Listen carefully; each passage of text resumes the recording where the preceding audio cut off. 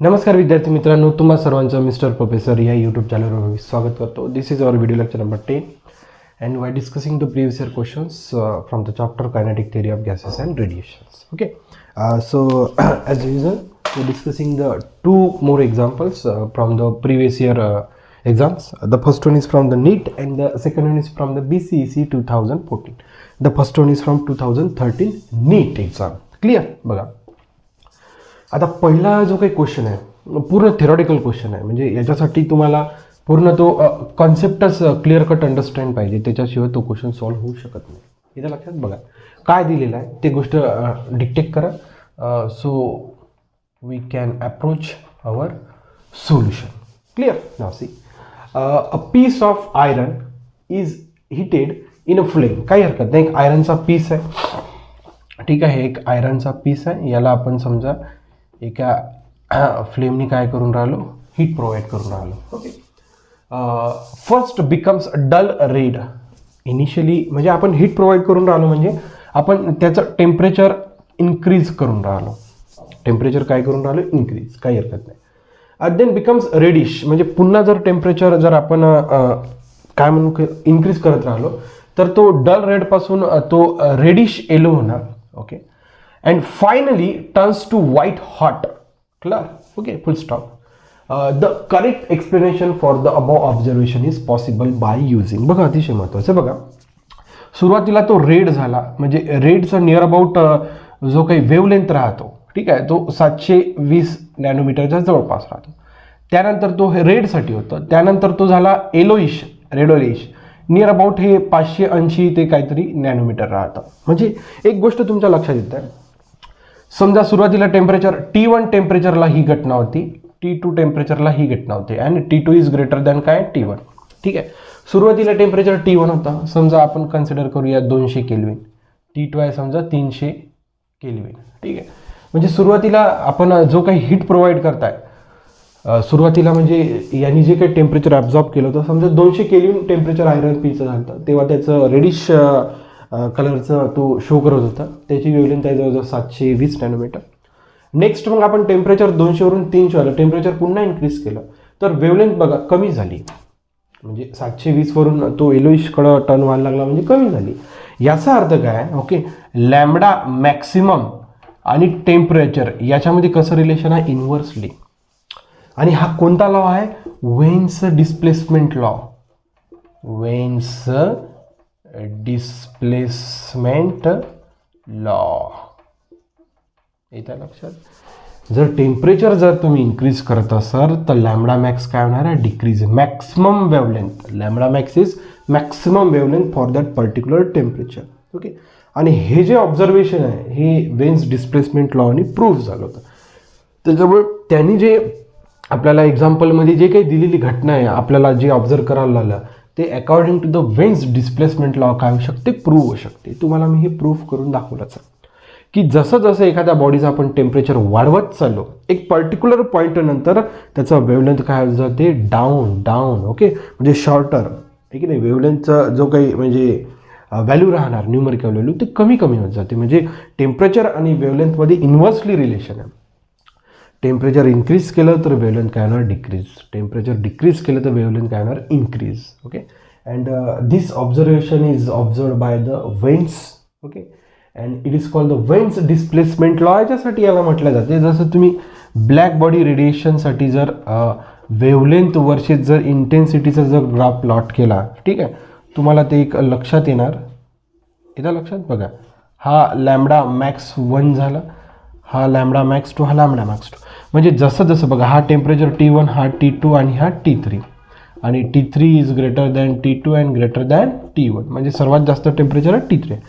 जेवढं जास्त टेम्परेचर तेवढा लॅम्बडा, बघा पहिले लॅम्बडा मॅक्स इथं होता, टेम्परेचर वाढवलं लॅम्बडा मॅक्स पुन्हा इकडे आला, टेम्परेचर वाढवलं लॅम्बडा मॅक्स इकडे, म्हणजे काय होतं, लॅम्बडा मॅक्स काय होतं, डिस्प्लेस होत चला इथे. या पॉईंटला वेवलेंथ कशी आहे, मॅक्सिमम, म्हणून मी त्याला लॅम्बडा मॅक्स म्हणताय. याही पॉईंटला वेवलेंथ कसं आहे, मॅक्सिमम. परंतु जसं जसं टेम्परेचर वाढत चाललं तसं लॅम्बडा मॅक्सिमम काय होतं, डिस्प्लेस होत आहे. काय होतं, डिस्प्लेस. आणि कुठं डिस्प्लेस होत आहे, टुवर्ड्स द शॉर्टर वेवलेंथ. येतं लक्षात? इकडे काय होतं, म्हणून त्याचं नावच पडलं डिस्प्लेसमेंट लॉ. जो काय लॅम्बडा मॅक्सिमम आहे तो इकडं शॉर्टर वेवलेंथकडे काय होतं, डिस्प्लेस होत आहे. इथे लक्षात. ओके, म्हणजे थेरॉटिकल आहे, पूर्ण कॉन्सेप्च्युअल तुम्हाला अंडरस्टँडिंग पाहिजे तोपर्यंत तो क्वेश्चन तुम्ही काही इथं अंदाजे पंच आपण काही मारूच नाही शकत. जे काही म्हणजे तुम्ही कॉन्सेप्ट जो काही तुम्ही क्लिअर केला असेल त्याच्याच भरोशावर आपण तो क्वेश्चन सॉल्व्ह करू शकतो. इथं लक्षात. ओके, बघा आपला हा म्हणजे 10व्या क्रमांकाचा लेक्चर आहे. जवळजवळ आपण आय थिंक 20 ते 22 question already we have discuss from the kinetic theory of gases and radiation. त्याच्यामुळे काय आहे ना, मला एक सांगायचं की बा तुम्हाला सोबत करत राहावं लागणार आहे. जस्ट युअर वॉचिंग व्हिडिओ, मी हे मागे 1-2 लेक्चरमध्ये असं नेहमी मला सांगावंच लागतं. Okay, just your watching videos and म्हणजे ते नाही होणार जे तुम्हाला पाहिजे की एक्झामची जी काही थीम आहे जोपर्यंत नाही होत तोपर्यंत तुम्ही बुक पेन हातात घेणार नाही. न्यूमेरिकल जो काही प्रिव्हियस इयर क्वेश्चन तुम्ही एकदा, आता जसं मी एकदा तुम्हाला क्लिअर कट सांगितलं, एकदा तुम्ही करून बघा ना. एकदा काही तुम्ही तुमच्या बुकात ते करण्याचा प्रयत्न केला तर 100% you will get success in your upcoming exams. ठीक आहे. आणि आत्ता लगेच तुमची फरवरी महिन्यात बोर्डाची एक्झाम आहे. After that you have to prepare for the Maharashtra CET. Okay, in hands you will have within 2 to 3 months तुमच्या हातात राहणार. त्याच्यामुळे तुम्हाला प्रिपरेशन खूप गरजेची आहे. ठीक आहे. So pause it and note down. So we can move to the we have already solved the numerical number first, so we will move towards the numerical number second. बघा, पॉज करा, note down करा. So बघा, अशा पद्धतीने जर तुम्ही केलं, conceptual question आहे, म्हणजे तुम्हाला इथे एक पूर्ण अंडरस्टँडिंग पाहिजे की आपण ब्लॅक बॉडी रेडिएशन्स, त्याच्यात तो डिस्प्लेसमेंट लॉ, ह्या सगळ्या गोष्टी, आणि एक छोटासा लॉ आहे, तो खूप काही मोठा लॉ आहे नाही, त्याच्यात फक्त 2च टर्म्स आहे. एक मॅक्सिमम वेवलेंथ आणि टेम्परेचर, 2 फिजिकल क्वांटिटीनी त्यांनी म्हणजे एक लॉ तयार केला आहे. किती मोठी गोष्ट आहे. त्याच्या लक्षात आपल्याला तर लॉ तयार करायचाच नाही, आपल्याला लॉ समजून घ्यायचा आहे. What is the impact of that law. Okay, now we are moving to the numerical number second. Wien's constant they have given 2892 10⁻⁻6 SI युनिटमध्ये दिला आहे, काही हरकत नाही. वेन्स डिस्प्लेसमेंट लॉचा जो काही कॉन्स्टंट आहे तो कॉन्स्टंट दिलेला आहे आपल्याला, आणि तो कॉन्स्टंट SI युनिटमध्ये, SI युनिटचं दिलं आहे पण आपल्याला म्हटलं आहे त्यांनी SI युनिट, काय हरकत नाही. And the value of lambda M is nothing but the lambda maximum for the moon is 14.46 micrometre. Full stop. The surface temperature of the moon, एकदम सिंपल. बघा, Wien's displacement law, lambda max is directly proportional to the temperature, and if we want to remove this proportionality sign, okay, so we have to introduce equality sign with constant. Okay, and this B constant is nothing but the Wen's displacement constant.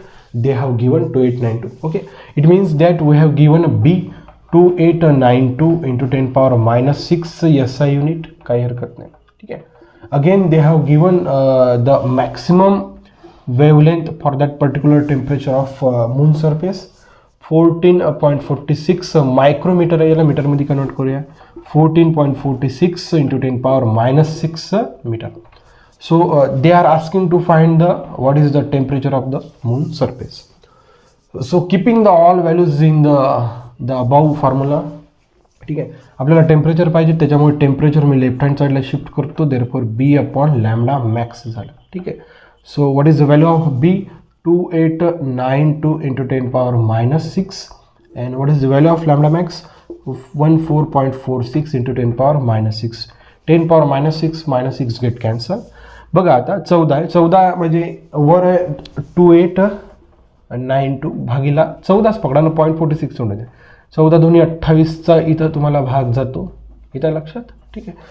आणि मग इथं तुम्हाला म्हणजे 200 जवळजवळ जो काही भाग चालला तो किती चालला? 200. आणि SI युनिट म्हणजे आपल्याला केल्विनमध्ये पाहिजे, नॉट इन डिग्री सेल्सिअस, लक्षात ठेवायचं. ठीक आहे. जवळजवळ 200.